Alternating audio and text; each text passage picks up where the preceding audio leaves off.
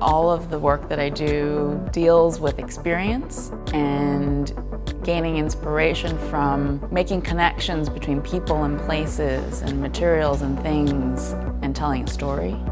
Caesarstone was integral to making special bar tops, counters, and together we can imagine something that was even greater. My work varies from cultural institutions to private homes and brands such as Caesarstone. They each have a series of things that make them who they are. To be the author or the narrator of their story is what's so inspirational to me.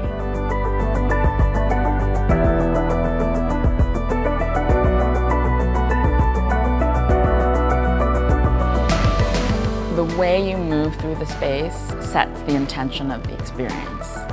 You have an arrival moment, and then there are these layers that are unveiled to you in a gallery scenario, and then in a community scenario.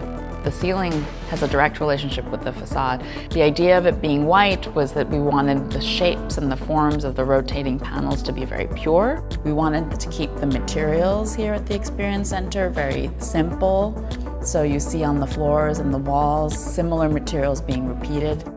So we've actually created 20 by 20 paintings using the materials. The inspiration for the furniture pieces that you see in the Experience Center, there's a kit of parts of pieces that make one word, and they can be pulled apart to be letters.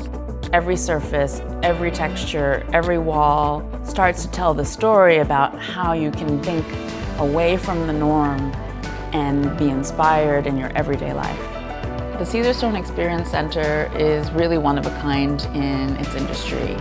Nowhere else in the United States can you go visit a factory where the product is being made and then also have a beautiful space that inspires you to think about how these materials can then be part of your life.